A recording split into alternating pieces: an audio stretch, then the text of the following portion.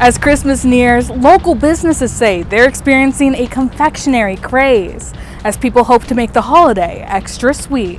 I'm Samantha Walker, and I'll have that story coming up.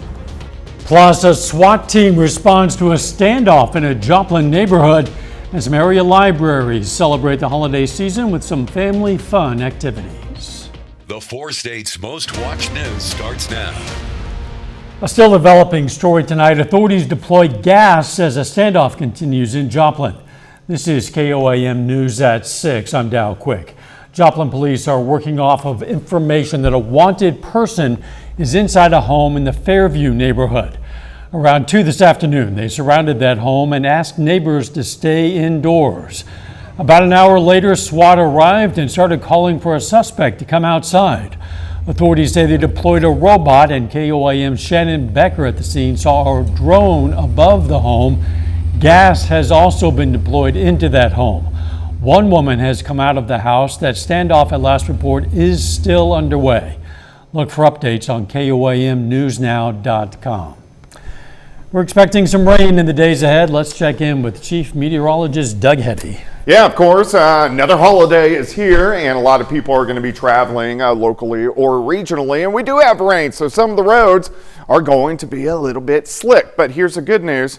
Look at the temps. We're above freezing. We're going to stay above freezing really over the next several days. 54 in Joplin, 51 in Pittsburgh. It's mainly dry right now, but we'll start to get some showers in here later on tonight. And our temperatures will only drop off into the mid-40s, but showers will start to increase, especially late this evening. Right now, we have pockets of drizzle, but that's really about it. Just little tiny pockets of drizzle or sprinkles. So not too much going on, but this will start to ramp up as this week storm system pushes through as we go through the overnight hours tonight. So by midnight, the rain will really start to increase across the region. We're going to talk more about this and what is to come here in just a bit. All right, we'll catch you in a few. The holiday season brings cherished family traditions, many of which revolve around sweets. According to the National Confectioners Association, more than 90% of Americans will celebrate with chocolate or other candy. KOAM Samantha Walker visited a local business in Webb City as they manage the Christmas candy craze. We love this. We love it. We love this. This is bad Grammy time. Yes. So then we get to send them home. Each Christmas, Jane Danley enjoys a special tradition with her grandchildren she looks forward to every year. This is our annual candy run. We take all the grandkids that we have here and we go to different candy stores around Joplin and Webb City area, and they get to pick out some candy. The family visits half a dozen candy stores across the area. One of their yearly stops is Spencer's Sweet Call to buy some homemade candy canes. This building is especially known for candy canes, and they've probably made enough from here to make it to the moon. The store owner says the holiday season is an important one, with a quarter of their yearly sales taking place in November and December. It's a lot of prep work. From candy canes to chocolate Santas and snowmen, candy stores like Spencer's Sweet Call are ready to try and make the holiday season extra sweet. We have once a year customers that come back year after year. We have people that are still finding us. We have people that come all year, and then especially they come at this time of year. For many families, candy at Christmas is more about tradition than what's going into stockings. During Christmas time, I think it's more of a gift. Tradition, yeah. Our grandma's always bought the ribbon candy and the candy canes for us, so it's a special memory. And for small business owners, they say it's meaningful to see their products become part of a Christmas tradition. There's a certain look that people get in their eyes when they have something that they really like. Their eyes light up, and that's what makes it all worthwhile. Just hopefully they'll remember it. It's sweet. Yes, literally, it's sweet. Reporting in Webb City, Samantha Walker, KOAM News. What a great tradition. According to the National Confectioners Association, consumers are expected to spend more than $7 billion on sweet treats just this holiday season. The Coffeyville, Kansas Public Library hosted a special winter break party for some area kids. It included holiday photos, hot cocoa, cookies, and games.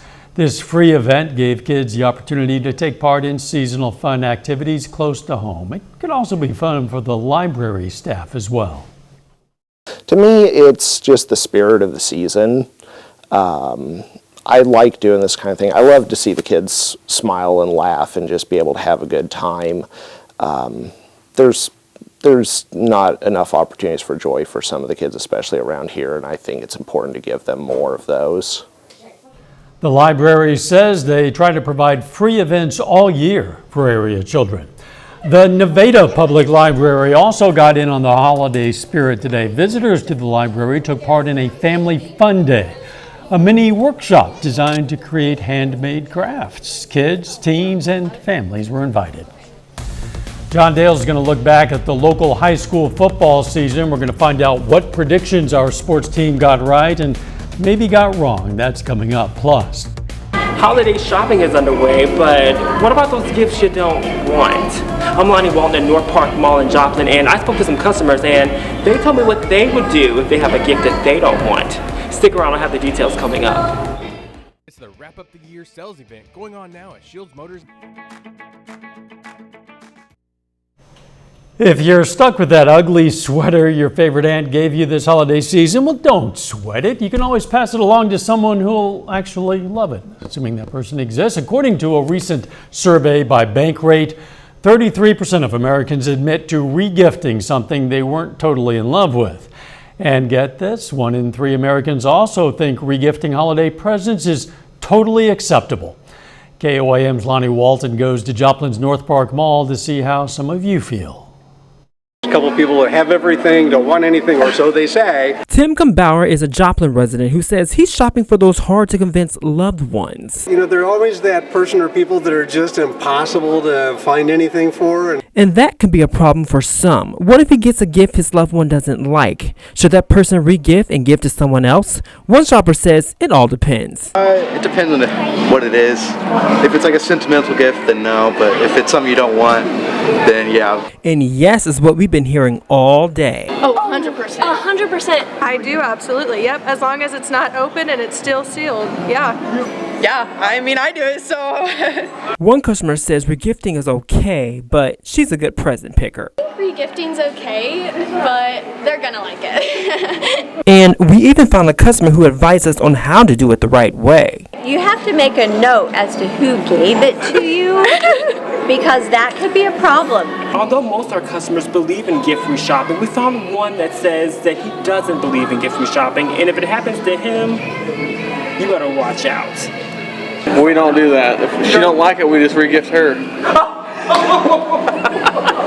And for Tim, even if he gets the wrong gift for his hard-to-convince loved one, he says he's all in for regifting. I think you're going to be careful who you regift from and to, but yeah, I think that's better than them just sitting there, you know, like I said, in a box. Reporting in Joplin, I'm Lonnie Walton, KOAM News. You got your regifting tips courtesy of KOAM. Also, according to the Bankrate survey, 43% of Americans say they have unused gift cards. However, only 8% have regifted those. A little bit later, we're going to have some information on how you can track Santa as he gets ready for his big night.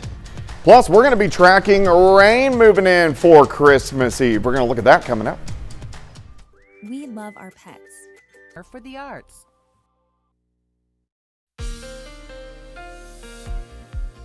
Well, it turned out to be a gloomy Monday, but not bad. Temps into the 50s. We've had some pockets of drizzle out there, but rain will start to pick up across at least a good portion of the region as we go through the overnight hours tonight. Looks good. Nice shot of our Cornell Arts and Entertainment Complex tower cam, of course, looking right through downtown Joplin. All right, a lot of clouds. You see a little bit of green popping up on the radar. It's not that big of a deal. It's mainly just pockets of sprinkles or drizzle, and it's very scattered. But this will start to tick up a little bit later on tonight. You can see a few darker greens popping up north central Oklahoma, south central parts of Kansas. So we will start to get scattered light showers in here mainly after 9 p.m.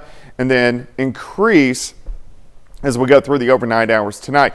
As this wave pushes through, it's mainly a weak wave, but still it's going to make the roads wet as we go into Christmas Eve. Let me walk you through time. Light showers picking up. So here's 11 p.m.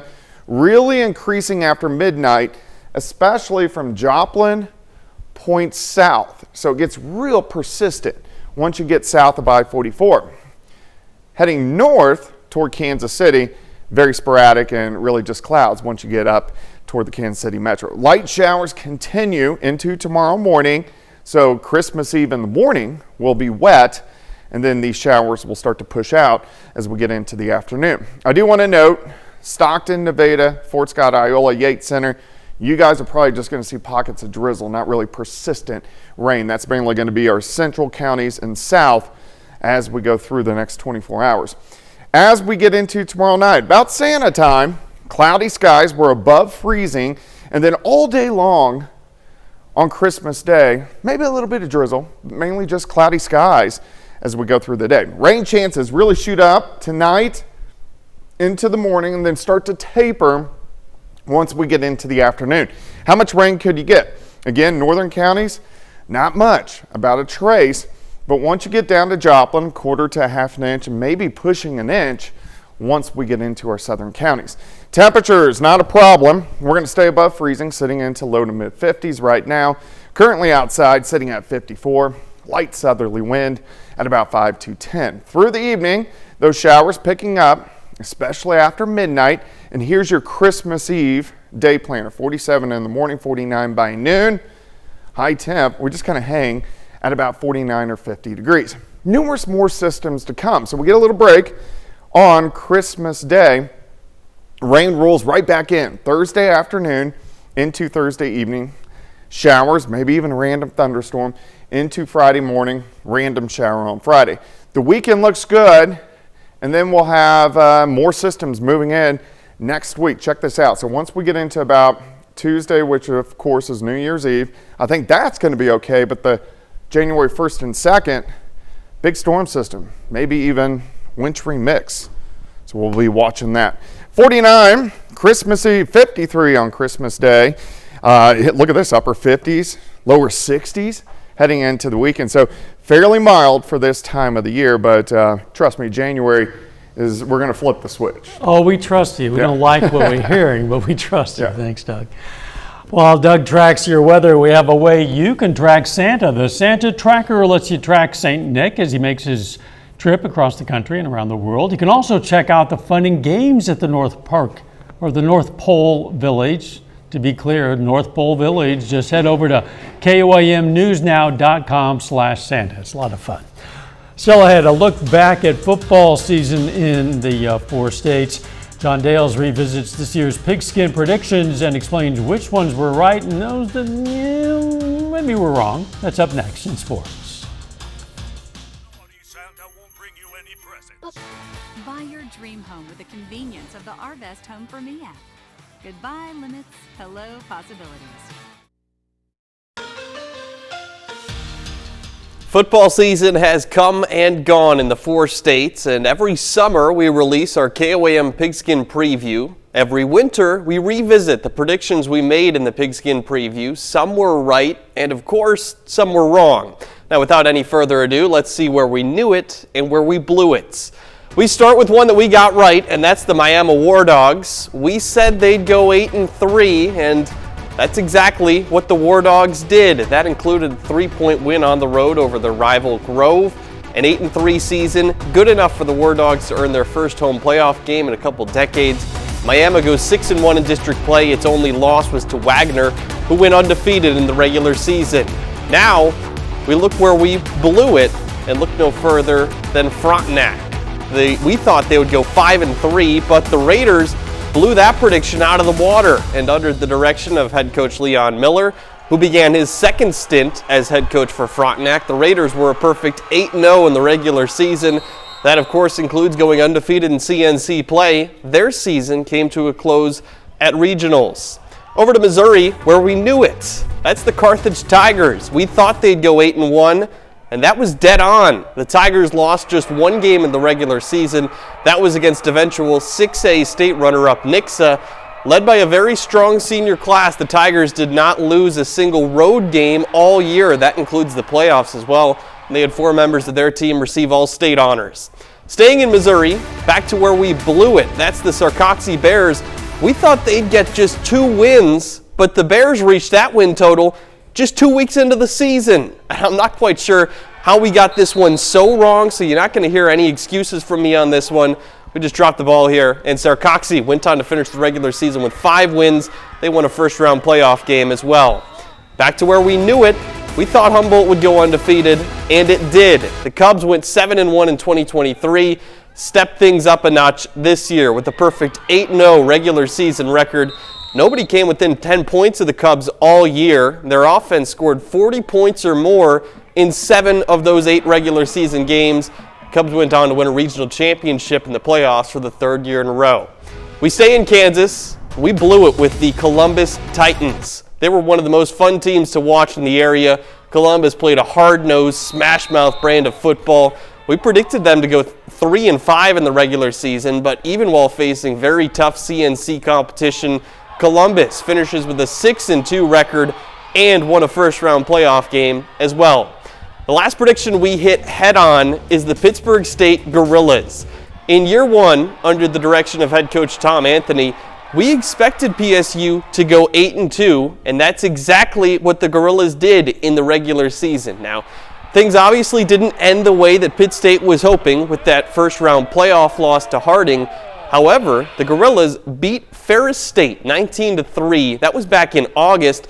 They were the only team to beat the Bulldogs all year. Ferris State just won the national championship by 35 points this Saturday. Our final prediction that we got very wrong belongs to Labette County. Entering this year, Labette had finished with a losing record for 5 consecutive seasons. We just thought it would be more of the same in 2024 and predicted a 2-6 record. But the Grizzlies proved us wrong. They went 4-4 in the regular season. They also won a first-round playoff game before falling to eventual state runner-up Bishop Miege. Now, even when we do look very wrong like this, hey, it's good for teams to kind of get that motivation. We predicted you to not do that great, and then they prove us wrong on the field. You prove them to do, or you predicted they're not going to do very well, and they are set out to prove you wrong. And a lot of them did just that. Yeah. We'll be right back. Are you or your loved one receiving care or in need of care in the comfort of your home? Come experience the Phoenix Home Care difference. We make the process simple. Just give us a call and ask to... A 4-state hero. Here's a look at what's coming up on KOAM News at 9 on Fox 14 tonight. We're going to have some advice on getting behind those fitness goals right now instead of waiting until the new year. Close enough. Plus, a NASA spacecraft takes one hot trip next to our nearest star, and we're going to have information from tonight's commissioners meeting in Fort Scott regarding patient payment with Freeman. Those stories, a lot more, of course. It's coming up tonight on KOAM News at 9 on Fox 14. Today, the Neosho Farmers Market introduced the Christmas Table Market. The event follows the success of last month's Thanksgiving Table Market. Once again, the community could take advantage of an opportunity for both pre-order holiday meal dishes such as entrees, sides, desserts, baked goods, and more, as well as shop for last-minute items for the family dinner table. Shoppers could also enjoy a variety of market favorite ready-to-eat and drink items while they shopped. Chances of rain, good chances in the days ahead. Rain's going to increase as we go through the overnight hours tonight. Showers mainly in the morning tomorrow. We stay well above freezing, but rain right back in Thursday and Friday. Final sports note. Week 16 of the NFL season wraps up tonight, Monday Night Football, with the Packers hosting the Saints. Coming down to the wire for a lot of teams It is. trying to get in. Thanks for joining us. We're going to see you right back here for KOAM News at 10. Let's make it a great evening.